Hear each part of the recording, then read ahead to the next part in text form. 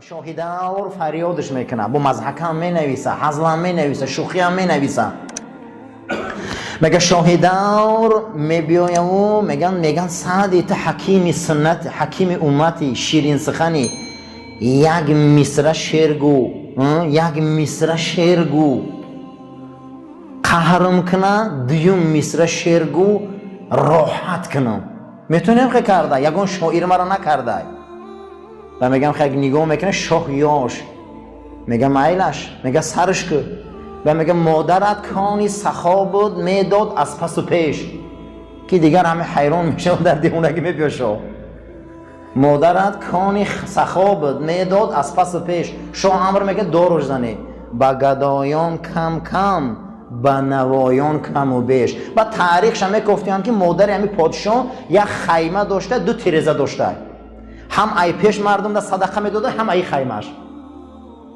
این خیلی تاریخ دانی زیبا، این گونش بین شعره که این با ما معنای بیزه میفهمی، اوجود میگیره، دیوانگی میخیزن. لیکن مادری وای انسان همین خیلی سخاوت پیشه بوده است که از دو تیرزه خیر میکرده، هم ای تیرزه پیش میداده مردم، همون نان و همون برنج و همون روغن، هم از تیرزه عقب میداده. کانی سخاوت. برای همین عزیزا سعدی این گونه شخصیت که در این دوره این نسل پاک زندگی کرد، این نسل پاک آمد، دنیا را میگرده. و حضرت شیخ سعدی چیکار میکنه؟ میرسه به ملک قاشغر، که یک از نسل‌های پاکی مردم ما فارس و تاجیک سعدیه. به ملک چی میرسه؟ قاشغر در چینه، یکی از کشور و یک ولایت‌های چین بوده او زمان. بین که حضرت از شیراز، از این ملک کجاها سفر کرده میرسه به ملک قاشغر، که در اوجه یک کس زبان عربی را خونده است، صرف نحو میگن، نحو خونده است. ضرب زیدون امرن، زید امر زد، گفتم خیلی مثالا هست. با یک نگاه میکنه و میخنده، صحبت میکنه. بعد از اون میگه ای مرد، بین مغول و بین خوارزمشاهیان و بین ضحاکیان صلح شد، حالی هم شما در نحو زید امر صلح نداده؟ زید امر زد، گفته که این میخنده. بعد از اون میگه تو کی قدر شیرین سخن؟ میگه از زمین فارسم، میگه از اون نسل پاک و از اون ذریه پاک ها. میگه بله. میگه من تو یک چیز گوم، همون انسانی که میخوند همین کارا. میگه چیز؟ میگه آیا از همون ملک سعدی رو میشناسی؟ که بین که نامش از آسیا کجا رفته بوده؟ چین. خشا به حال آدمه که نامی او را به نیکی گیرن. میگه ملک ای شیراز نامش کجا رفته بوده؟ خطی که چین. و میگه تبسم کرده، همین جوش تشیشتن ده گفتم این شعره، طبع تو را کز نفسی نحو کرد. تو گفتن نحو ده مشغولی، صورت صبر از صورت ما محو کرد. تو نحو ده مشغولی گفته، صورت تر گفته بین ما در چی همون مناسبت ما و همین کاریم نحو، همون علموی مقصد دیگه زبان شناسی ده تو مشغول شدی و رابطه را قیچی کرده قدیم و یه بار ما خودی و نخوردی. ای دل اشاق بدامی تو سید، ما به تو مشغول و تو به امر زید. میگه در جوش میگه یک صحبت حضرت کرد که ما مشتاق تیمت امر زید گفته گشتی. بگو تو سعدی بله. و میگه آمده چشماشو بوسی، دستاشو بوسید، قچاق کرد، گفت ای از نامی تو در تمامی بزمی این شاههای ما و شاههای چین از تو میگن و میرقصن، از تو میگن، عشق تو میگن، از نامی تو میگن، از دینی تو میگن، از او خاکساری، از حقگویی های تو میگن. بین که خداوند وقتی نام انسان به نیکی بره، بین که از کجا به کجا میبره میرسانه. بعد از او میگه چی سعدی را به او درجه بالا رساند؟ چی حقگویی هاش؟ نه هر کس حق تواند گفت گستاخ، هیچ کس حق رنگ بی ادب گفتن نمیتونه. حضرت سعدی در حقگویی رنگ بی ادب گپ میزده. میخوادم بی ادب است کو حقگویی را حضرت سعدی رنگ بی ادب گپ میزده، نه ترسیده میگفته. حتی همون زمان ایلخان ها و شاه های کلان مغول که چقدر ظلم و استبداد در زمین فارس آوردن، حضرت نترسیده گپ میزده که نه هر کس حق تواند گفت گستاخ، سخن ملک سعدی را مسلم. این سخن حق خدی گفته میان دنیا را میشکنم، یگان چیز رنگ گپ چیزی زور نیست برادر رو. شما بینین که یک سخنه یک زن و مرد جنجال میشوند، میگیره زنش 3 طلاق میکنه، یک اویله میشکنه. هم خلاص یا نه؟ اینم یک سخن قدی دنیا میشکنه. سخن ملک سعدی را مسلم. سعدی گفته با سخنش دنیا را رام میکنه و در دوام داده و ما من ظالم الا و یبلا. ای ظالما میگه، ای ظالما، ای کسایی که امروز شما در ریاست قدرت رسیده، مغل اشاره میکنه. این سخنش تا روز قیامت های. و ما من ظالم الا و یبلا. ای ظالما، شما نگوی که امروز ظلم میکنی. و این تبلا یوما بی ازلما. یعنی روز میشه که یک ظالم تری دیگر میبیام با شما در راهبری میکنم. شما نگویی که من همین خیل میکنم میگردم. این آیه مبارکه قرآن تفسیر کرده است که پروردگار میگه من ظالم با ظالم هم خیل گرفتار میکنم که یک دیگریش هم میخرن، تازه میکنن تا مردم ایده سینا خلاص خورن. این خیل شخصیت بود. میگه هیچ محل ای حق گویی نترسید. سخت میگو، کده میگو در چهره انا مغلا، انا همون هایی که سرزمین فارس و شیراز به خون کشیده بودن. برای من عزیزا، ما را تعلیم داده است این نسل پاک، این زوره پاکی در همه جا حق غلبه میکنه. در همه جا ید الله فوق ایدیهم گفته است. ای ظالم میگه از تو نیروی قوی هست، با اون نیرو بالای تو یک ازلم، یک ظالم تری دیگر حاکم میکنه، یا ظالم تری دیگر بالای سرت میبیاره.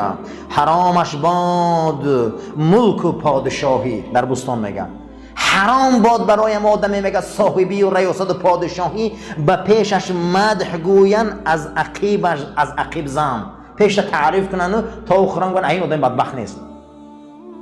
میگه چگونه ناترسیده گپ میزنی گپورا. سعدی در کتابش ما را نصیحت میکنه. ای میگه حرامه، میگم زندگی برای همون مرد، حرامه برای همون انسان زندگی که ملک پادشاهیه که در اون میگه تعریفش کنن، لیکن ای بر تا آخران گوان که از این مقصد دیگه ابله کسی نیست.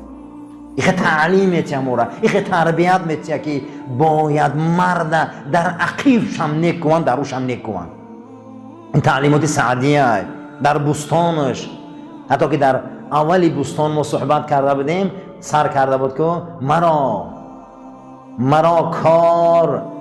مرا کار مدحتی چسان نبود، چو سری مدحتی پادشاهان نبود. میگه کاری من این نبود که امیر و حاکمی دور ما تعریف کنم، لیکن مردم صاحب دلا مرا میپرسن که در کدام دوره زندگی کردی، چگویی سخن بلاغت سعدی را بود که در زمان سعد ابن ابوبکر بود. میگه این بلاغت خواندن و تعریف ها برای او میکنم که یک روز مرا پرسن در کدام دوره زندگی کردم. من این کار نبود. میگه حتی که بعد از اون میبیاره در زمان توکله که از شاهایی که سری قدرت میبیو، قزل ارسلان یکی از شاهایی که از اتابکان فارس و سری قدرت میبیو او را وصف میکنه. حتی که در زمان سلطان الپرسلان هم وصف کرده بود است. چه حاجت که 9 کرسی آسمان.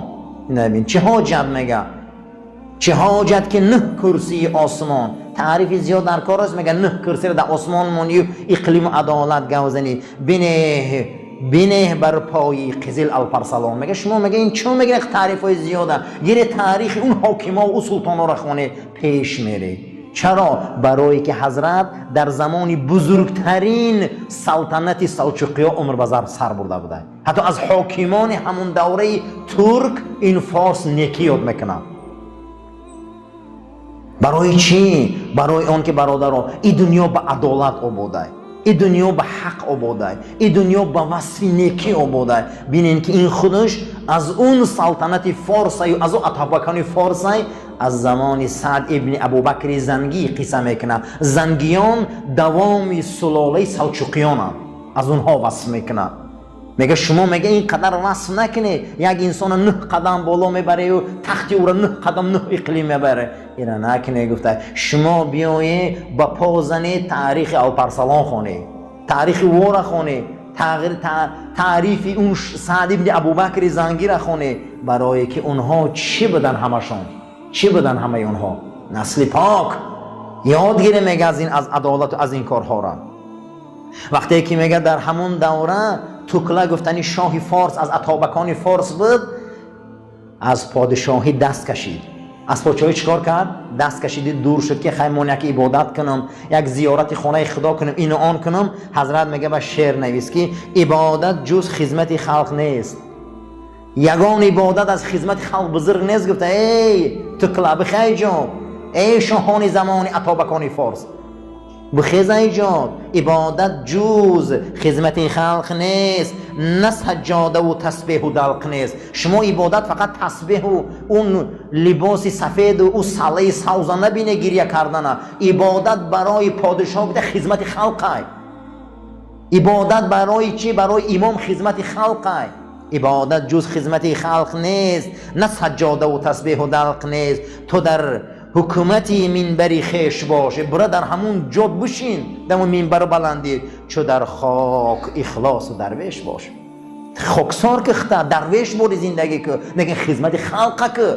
انا اینه میگه سعدی نا ترسیده گاب میزنه که نصیحت میکنه تکلا شاه از اتابکان فارس بود. میگه بدان در هر چی نیت کنی، نگاه در حال رعیت کنی. ای راهبر، ای کسی که در یک کس راهبری، میگه سعدی، ای کسی در دو کس راهبری، ای کسی در میلیون و میلیارد آدم راهبری، میتونی که نیتت نیک باشه، حال رعیت خبر گیر، حال خلق خبر گیر. خلق ای دلش دردش بفهم، انا همیه میگه برای تو، انا همروز نیک نیتی، انا همروز تو بزرگی که درد دل هر یک خلق دونی. اینا در بستانش حضرت آورده. این نصیحت ها، این نعمت ها، سر تا پا همه ما و شما را نصیحت میکنه. برای چه عزیزا؟ برای ذریه و نسل پاک. این خیلی شخصیت ها بودن. حتی که در یکی از داستانی بستان گلستانش والله علم میبیاره، در اسارت میغلطه، بعد از اون میبیاره یکی از بزرگان میشناسه که همین سعدیه. با هم یک حزل و شوخی ها هم داره در کتاب گلستانش. حتی یک ابرازوی مقصد دیگه حزل هم میکنه. حضرت میبیان که قبیدیان شو محکمش کردن، در بین اسیرا در دست مغولا افتیده است. بعد از او بیرونش میکنن، خشت ریزی در زندان که یکی از بزرگان میشناسه. میبیاید 100 تنگه طلا چیکار میکنه؟ میتیه و سعدی را خلاص میکنه، خانهش میبیاره و خواهری بیوزن داشته، خواهرش در سعدی میتیه در گلستان میبیاره. یک هفته میگذره، 20 تنگه طلا در دستشون میتیه. میگه این رم بگیره، میگه زندگی کنه. بعد تنگه ها تمام میشه و خیلی زنا را نغز میدونین، هیچ محل خداوند محتاج نکنه آدم در پیش زن. همون روز بلند میشه و میخیزه میگه تو کی بدی؟ یک اسیر بدی، یک نوچیز بدی، اکی من ترا خرید خلاص کر، این که بو مایل بو ور من داد، همش مایل ای بو ای کیسش 20 تنگه داد. گفتن میگیره به حضرت میخنده، میگه من اکاد به 100 تنگه خلاص کر، بدبخت در 1000 تنگه دات فروخت. و تو نمیدونی من کیم و من سیر دنیا رو نوشتم. این اکایت و این تنگیت و این خدت این معیشتت همین یه هفته نه. با همین بیچاره که رنج زنه که میبینه میتیه طلاق میگیره، زن میره اینجا با تو مردنش زنه میگیره. یعنی که سعدی رو بینه بزرگیشه.